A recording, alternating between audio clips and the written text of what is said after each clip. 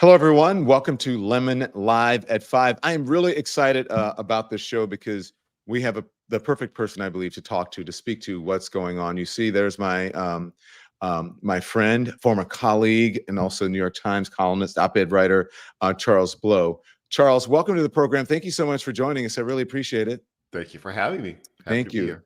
So, Charles, I think you agree that we're living through history. I think when both of us went through the 2016 election with Donald Trump, we said that we were living and making history at the time, and I do believe that that is true.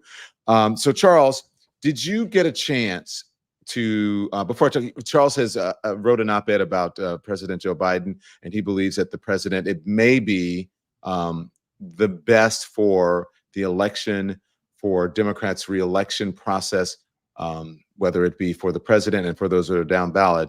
Correct me if I'm wrong, Charles. You believe that it may be the best alternative may be for him to stay in the race, correct?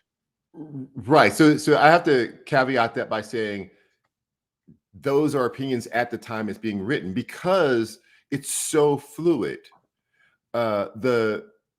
You can't disconnect any part of what's happening from another part. So the more people not just calling him to drop out of the race, but say that he is incapable of being president, beating Donald Trump, and also incapable of finishing the next 4 years, that also seeks into the psyche of the electorate.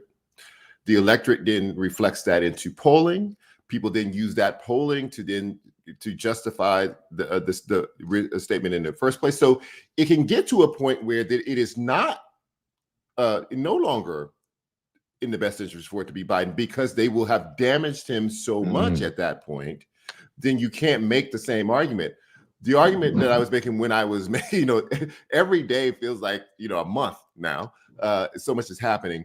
But there's a point at which, right after the debate, he was still viable. It had hurt him, but it's these kind of things you can bounce back from. Yeah. 2 weeks out, drumbeat of people saying he can't, he's too old, he's incapable, he may have some cognitive deterioration. That wears. And then you add to that donors absorbing that and saying, we're going to basically starve you to death. We're not going to give you money. More and more elected officials at that kind of a drip drop effect of one a day, two a day, but that makes another headline every day that more people are saying you can't do it. So there comes a point at which he really can do it because he's been, killed by 1,000 paper cuts. It's death by 1,000 cuts. Yeah. Do you think that I'm sure it's sort of a 360 view. Do you think it's the media? Do you think it's the politicians that are doing more damage to him than himself, or it's everything? I think all of it's an ecosystem. Yeah. That it's a bit of a cycle. You can't divorce one thing from the other. He is 81 years old. He is diminished from 4 years ago that any 81-year-old would be. That's just how we age. So there's a stubborn fact that is not going to change in that he will only age more. But there seemed to have been a decision among donors and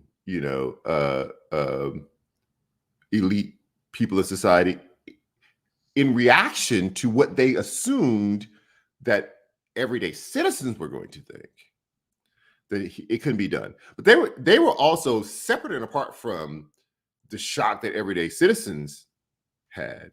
They were also angry that they believed that they had been hoodwinked, right? They believed that this had been kept from them and they were giving them money, right? They were going out and doing the campaigning, and that there was an extra layer of what they felt was kind of a betrayal. So we have that happening on top of whatever everyday citizens and voters may be thinking about the capacity of Biden to win the presidency and to serve another term. So listen, I'm going to give you guys some context. Charles and I are going to be talking about, are Democrats still riding with Biden, right? Because that's their slogan, riding with Biden. Can Democrats win? Is there a racial dynamic in the fight over Biden? And we're going to hear from a lot of folks in the time that we have with Charles. And just to give you a little bit of context, Charles, if you can be patient here, I want to set this up for the people who are watching this. With the future of his reelection campaign hanging in the balance, President Joe Biden had made a move on Thursday that was last night as we're taping this that was rather unusual for him. He answered a lot of questions from reporters in a press conference. He spoke without a script or a teleprompter, and it went, pretty well. I mean, Joe Biden has always been, he's prone to gaps or whatever. It's people call him, oh, that's Uncle Joe, or whatever. The press was a staple of the NATO summit in Washington. Was not disastrous for Biden. He took questions for almost an hour, speaking about several foreign policy, economic, and political issues. Some of his foreign policy responses, in particular, were praised as detailed and substantive. However, that's not to say that there weren't one or two cringe-inducing missteps. Let's play one that occurred right at the beginning of the presser last night. It was literally Biden's first answer. Here it is. Concerns do you have about Vice President Harris's ability to beat Donald Trump if she were at the top of the ticket? Look, I wouldn't have picked Vice President Trump to be vice president, but I think she was not qualified to be president. So let's start there. Okay, Charles, what did you make of that press conference and that? You're smiling. I haven't watched it. I couldn't watch it. I was like, what do you make? No, listen, gaffes are gaffes. I mean, you can line up any president's gaffes. You could have a field day, and that was, that's a funny one. My own, and then I have that's a funny one. And as you know, you've done what I do. Like, you filled in. You've been an anchor. You make a gaffe, and your producer goes, Vice President Harris. I'm sorry, President Harris. Yes. We all talk and then don't know what's coming out of our mouths sometimes, right? That, go on. That sorry. happens. So I'm not worried about that. Yeah. But the press conference was solid. But here's the thing. Performance is not going at press conferences and at events. That's not going to change the dynamic. The chattering class, donor class, who have the real power here to do something, and the political class have the real power at this point to do something. At this point, the voters don't have as much power. The only thing the voters can do is the few of us who get a call from a poll, you can respond to it, and that will influence what everybody else is thinking. But that's the only power you have. You can't cast any more votes. That's over. So the people with the power at this point have come to a conclusion. It would be, I don't know what could shake them out of that conclusion. And they believe that they have very little time to act.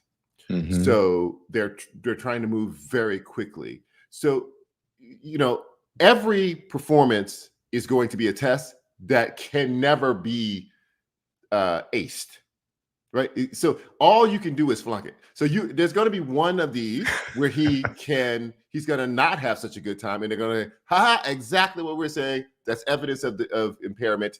This is what we were saying. It cannot go on. Drop out. So you're going to have an off day. If you are doing, as he said, he's done 20 major events since the debate. That's a crazy schedule for a young person. So, like, if you're doing that many appearances, that many cameras in your face, that many people. So sorry, I did not turn this off. No, that's all right. It's all right. It doesn't matter. Our viewers actually like that. They like when the dogs bark. Yeah, it's good. It's all good. But this is going to happen. Yeah. And it's going to always, every time it does happen, it's going to be used as evidence for the argument. So you can't get out that way. The only thing he can do now, this is both the risky and the dangerous part, which is he can actually run out the clock on them. They think that would be a suicide mission. He has the delegates. He can hold those delegates until the convention. They can cut the money off. He can use no more campaign finance. They can do no more ads. He'll fly around on Air Force One to whatever events he wants to go to, and he can do that for as long as he wants. They think that would be so selfish that he wouldn't want to tarnish his legacy by doing that.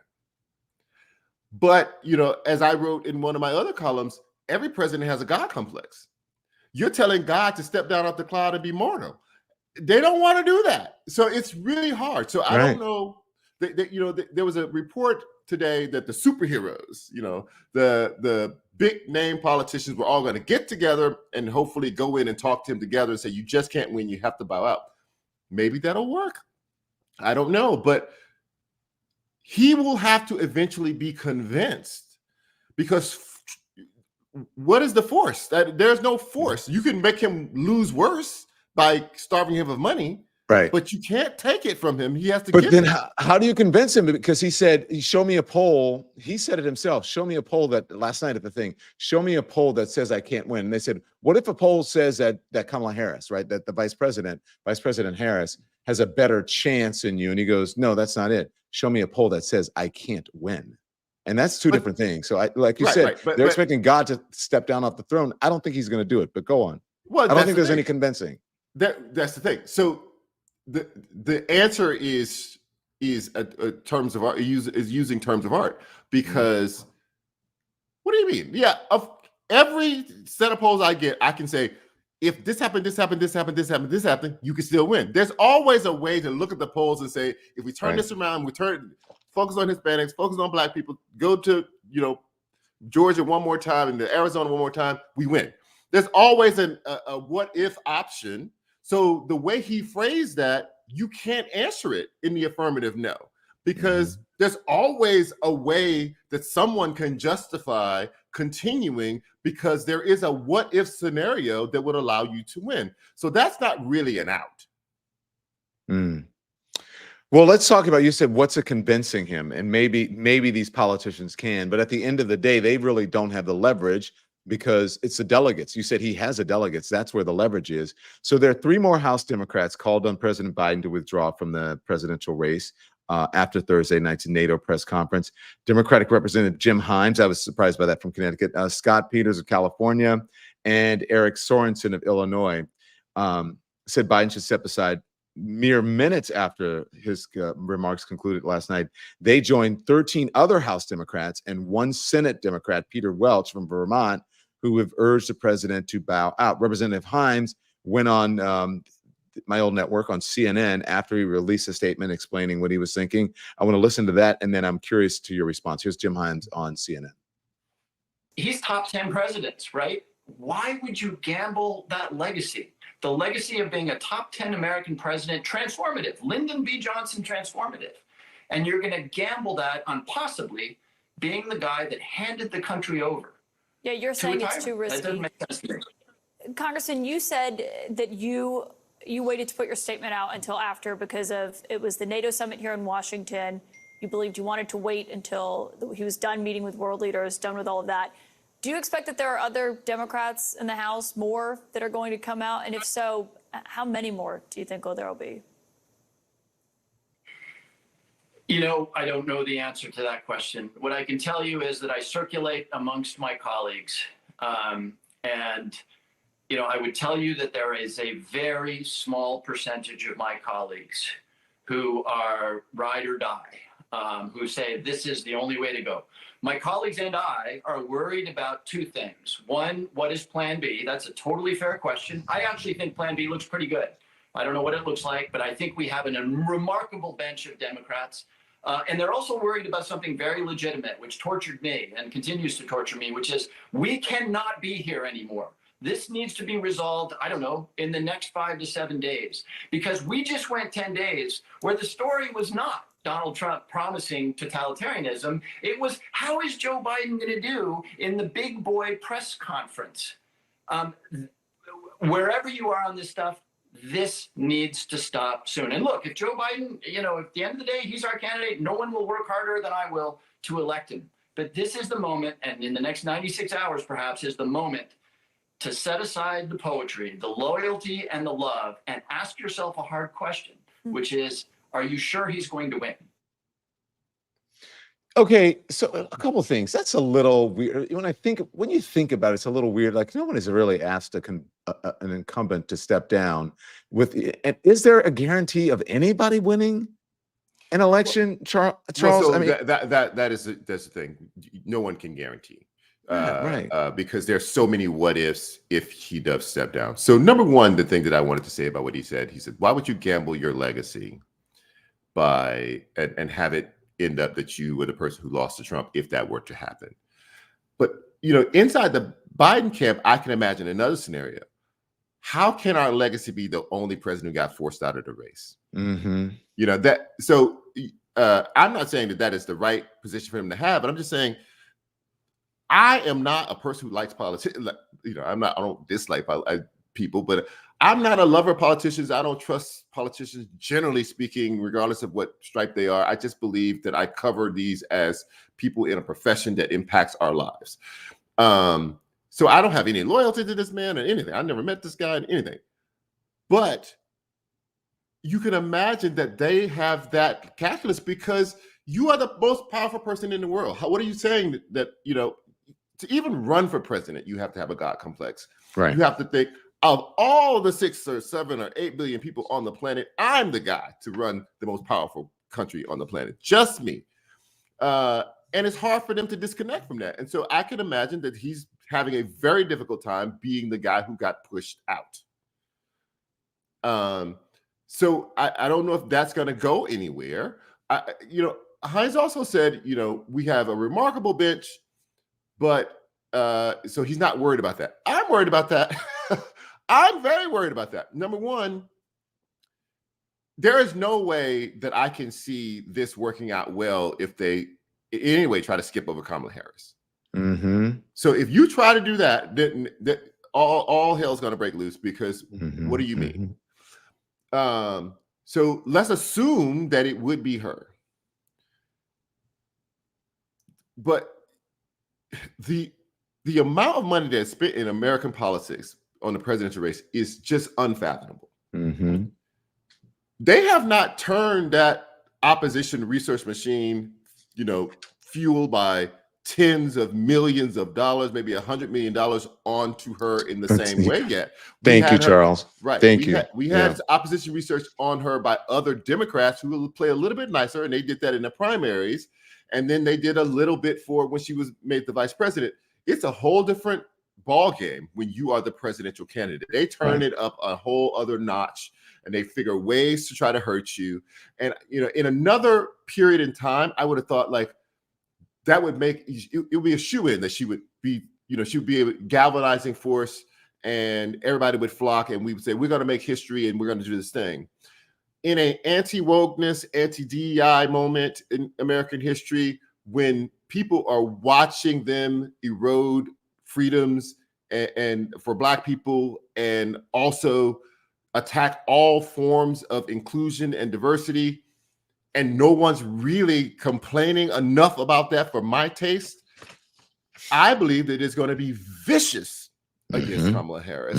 And there are people out there who no longer have the guilt of living in the shadow of Black Lives Matter.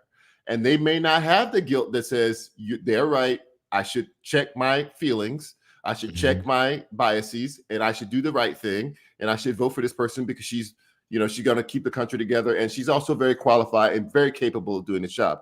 I don't think that's going to happen in that way. I think there's a possibility it could be very vicious, very nasty, so you could still come up with a race that is super tight, and you may still lose it.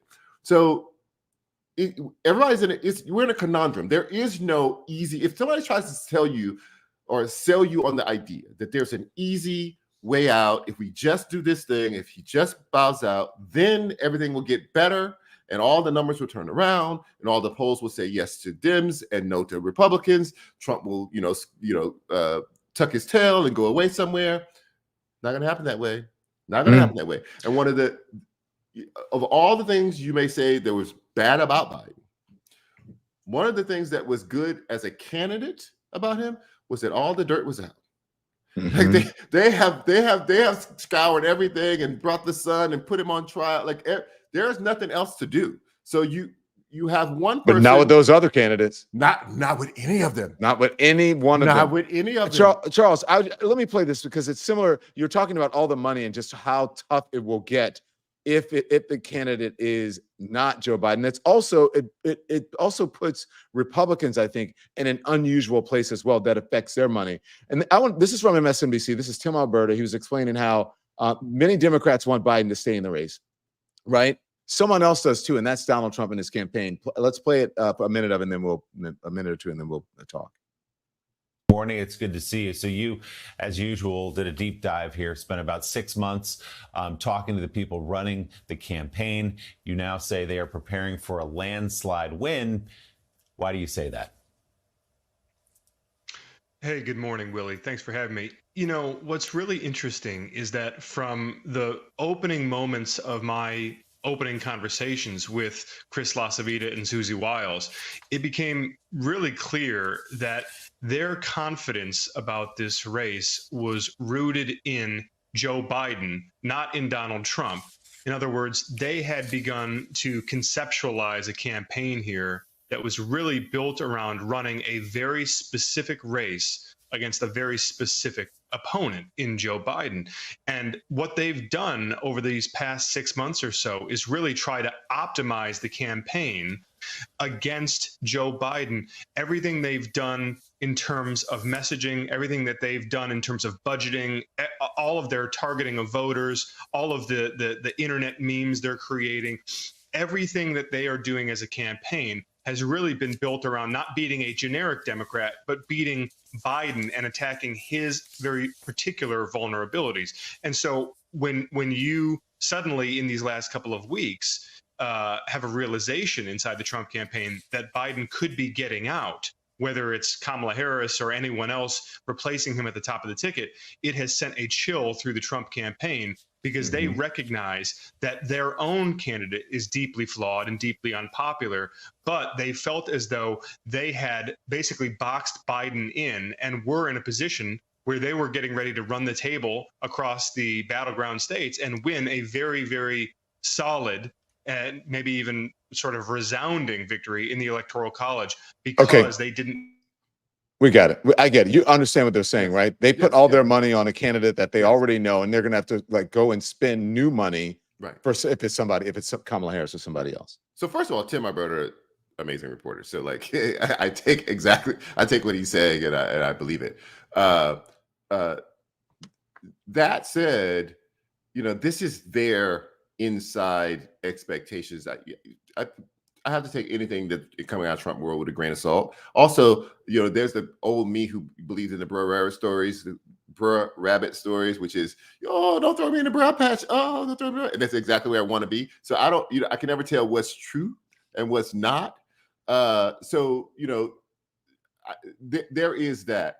You know, but my worry is, again, they could try to go around Kamala. I think that's a big mistake. But if they do, you go into the governors who only have regional appeal. Nobody knows Gavin Newsom outside the West. Right. He pops up every now and then on television, but the country doesn't know him. Nobody knows Whitmer outside the Midwest. These are regional celebrities, but we know the people who follow news very closely. They know them because they pop up every now and then as a talking head for a particular subject, but the country doesn't. And you're going to have to try to convince them, introduce them. You have a very short period of time to do that. And you got to hope that opposition research does not find something that they drop at the end of October that is devastating. Charles, let's talk about one thing. You said if they go around Kamala Harris and other things. Listen, there are people who are saying, this is Nicole Hannah-Jones, right?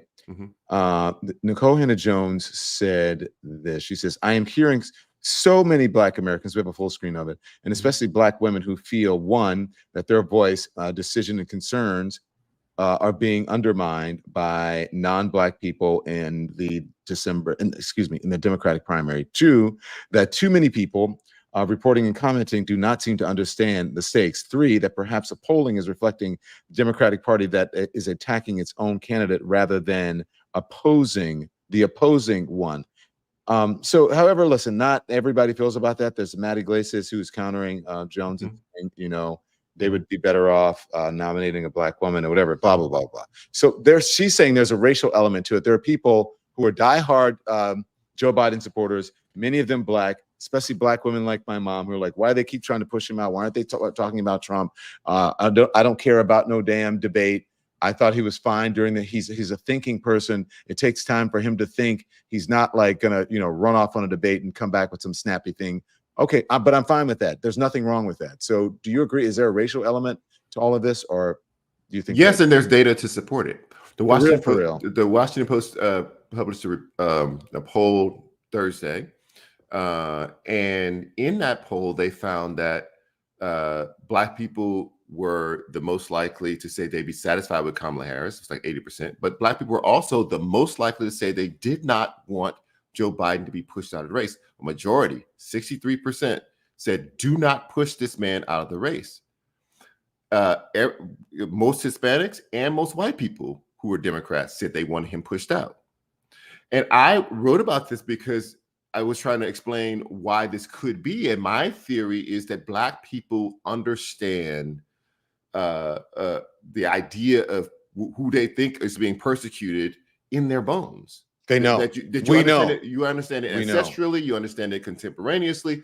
You understand if you assume, and if in your head you believe that this person is being unfairly treated, whoever they are,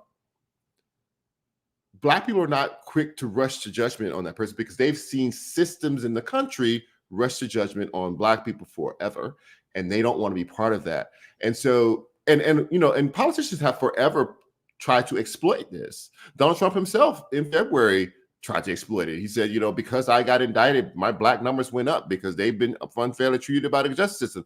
People understand that this is a thing that is real for Black people because Black people in the country have been so mistreated for so long that they don't like mistreatment.